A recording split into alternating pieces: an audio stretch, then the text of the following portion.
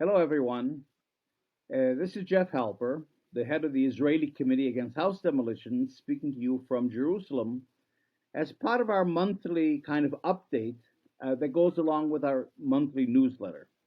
ICAHD, in my opinion, but in the opinion of many others, is one of the leading Israeli organizations working very closely with our Palestinian comrades to try not only to end the occupation and to resist the occupation, especially resisting, of course, the policy of house demolitions, but we've always been a political organization. So we work with our Palestinian partners in terms of actually getting to a political resolution of this situation and not simply resisting or protesting or educating about it or advocating for some particular policy.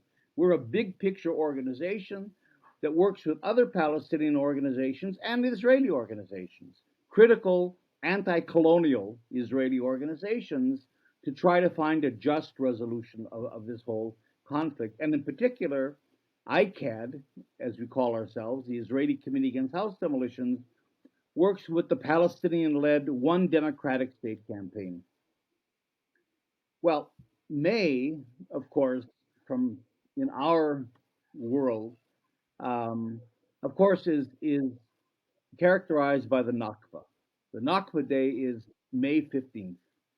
And May 15th marks the 75th anniversary of the Nakba, the catastrophe that befell the Palestinian people in 1948. During that year that Israel calls its War of Independence, and we've just celebrated 75 years of Israeli independence, during that year, half the Palestinian population was driven out of its country. Its lands were taken by the Zionists, and more than 530 entire villages, towns, and urban areas were demolished in order to make way for an Israeli Jewish population that then would replace the Palestinian population, and in general, the state of Israel would replace what would have been the state of Palestine. So Nakba Day, of course, has to be marked in and of itself as a tragic and significant event, certainly in the life of the Palestinian people. But it's also important because the Nakba reveals, I think, what we have to grasp if we really want to get to a just and workable resolution of this. It'll never be absolutely just. We're not going to go back to 1947 or before, but a substantially just resolution of this conflict that certainly gives their Palestinians national rights and individual rights in Palestine, including, of course, the right of all the refugees to return. And what the Nakba teaches us is that Zionism was, and this is becoming fortunately more and more a part of the discussion. Zionism was a settler colonial movement. In other words, its very purpose, its intent until today, because Zionism, of course, still propels and directs the Israeli state in all its political goals, until today, um, the idea of settler colonialism is to transform an Arab country into a Jewish country, to transform Palestine into the land of Israel, to replace a Palestinian people with the Israeli people. And the only way, of course, when Zionism began, the Palestinians were more than 90% of the population, owning or controlling about 96% of the land. So that the only way you could transform Palestine into a Jewish state was to completely displace the Palestinians, either drive them out of the country or confine them to small islands. Today, the Palestinian population, which is still the majority population in historic Palestine, between the Mediterranean and the Jordan River, about 51, 52%, is nevertheless confined to 15% of the land in hundreds of little enclaves and islands in the West Bank, in East Jerusalem, in Gaza, but also inside Israel. Inside Israel, where Palestinian citizens make up 20% of the Israeli population, they're confined to 3.5% of the land. So it's very clear that the Palestinians have been displaced. The vast majority have been physically removed from the country, but others have been confined to small little islands. And and of course, then Zionism had to take their land. You can't establish a Jewish state, unless you take the land of the Palestinians. And that led up to ethnic cleansing. Um, you know, not only was Zionism settler colonialism, but it was a particular kind of settler colonialism that came out of Eastern Europe. It was a very special kind of ethnic, national, religious Zionism that claimed an exclusive claim to a particular territory. If you think even until today of Russia, of Orban's Hungary, of Poland, of the Northern Alliance in northern Italy, Austria, all these countries in what are called the Visegrad Group. There's even a grouping of these right wing European countries and forces. In the UK, Nigel Farage is a part of that. In France, Le Pen is a part of that. But nonetheless, the Eastern European concept of nationalism was not like in the United States or Western Europe, where everyone gets citizenship. Rather, the idea was a territory belongs to one particular people. Hungary belongs to the Hungarians. And not only white Hungarians, but Christian white Hungarians.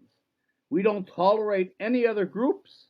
We don't tolerate the Roma, for example, and certainly we're not going to accept immigrants that come from Africa or the Middle East. So this kind of xenophobic nationalism still comes from Eastern Europe, but that's where Zionism came from. I mean, that's where the vast majority of Jews lived, really in what is today the Ukraine and good parts of Eastern Europe and Russia. So you had a mix in Zionism of this ethno-national religious exclusivist nationalism claiming a country exclusively for the Jewish people. And Netanyahu actually said that in so many words a few months ago. With settler colonialism, that's the operational form of this ethnic nationalism. In other words, actually coming in, conquering the country, taking the land, and getting rid of the Palestinians. And you can't do that unless you ethnically cleanse the indigenous population. And that's what the Nakba symbolizes. The Nakba symbolizes that exclusive claim, that taking of the land, that throwing out of the Palestinian population, and that operationalizing of the exclusivity of a Jewish claim to the country. This is a Jewish state from the Mediterranean to the Jordan River. Now, why is that important? It's important in terms of why is that politically important? It's politically important because it completely undermines this entire concept of conflict resolution that has been the basis of the peace processes from certainly from 1967 until today, but even in 1947, when the UN partitioned the country. The assumption was that Zionism is a Jewish national movement and the Jews are here, okay, but they're willing to live with Arabs, they're willing to compromise with Arabs, they're willing to negotiate with Arabs, as if they were two sides, as if there was some kind of symmetry. And that has been that misconception because people didn't look at the Nakba. Wasn't an event. It was an ongoing process that continues until today of displacement. So if we understand the nature of the Nakba, we understand that conflict resolution, the idea that two sides sit down and negotiate and compromise and reach some kind of a partition, is simply not going to happen. Again, the very purpose of Zionism that we see in the Nakba was to, and later on in 1967, was to completely transform this country into a Jewish country. And that leads us then to politically, if you catch that logic, in other words, what the Nakba reveals is the logic of Zionism. It wasn't only an event, it was an event that came from somewhere. It meant something, and it's ongoing, which means it's still relevant. We're still in a Nakba. We're still in a process of Palestinians losing their lands, of Palestinian homes being demolished.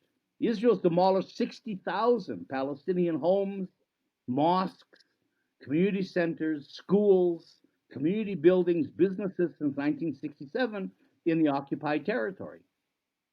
So this process goes on. So if that's the logic, an exclusive claim, transforming the country exclusively into a Jewish country with no possibility either of compromise with Palestinians, giving them equal rights, of course, because then you wouldn't have a Jewish country if the Palestinians are the majority, and certainly recognizing the national rights of Palestinians that Israel has never done, even in the golden days of Oslo. Israel never recognized the Palestinians as a people with national rights. If you understand that and the Nakba gives us the ability to do that, then you understand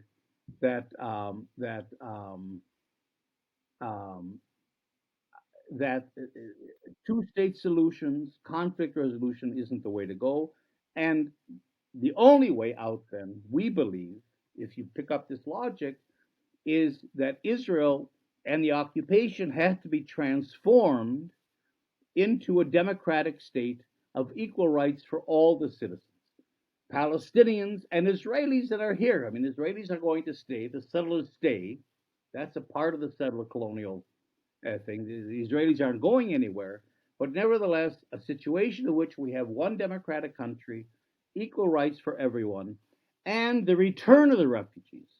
We're not going to go back to 1948. We can't reverse the Nakba, but we can certainly address the Nakba, bring the refugees home, resettle them in their lands, reintegrate them into society, and reach a point of substantial justice.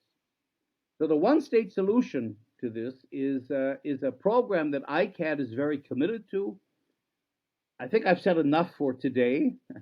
I don't want this to turn into a lecture, but certainly next month and in the coming months, we'll work on this idea together. We'll flesh out this idea of what does one democratic state mean, and how does it address the grievances and the needs of the Palestinian people, as well as uh, uh, dealing with the fact that Israelis are going to stay, but they have to stay as an equal part of a wider civil society. So I'll leave it at that.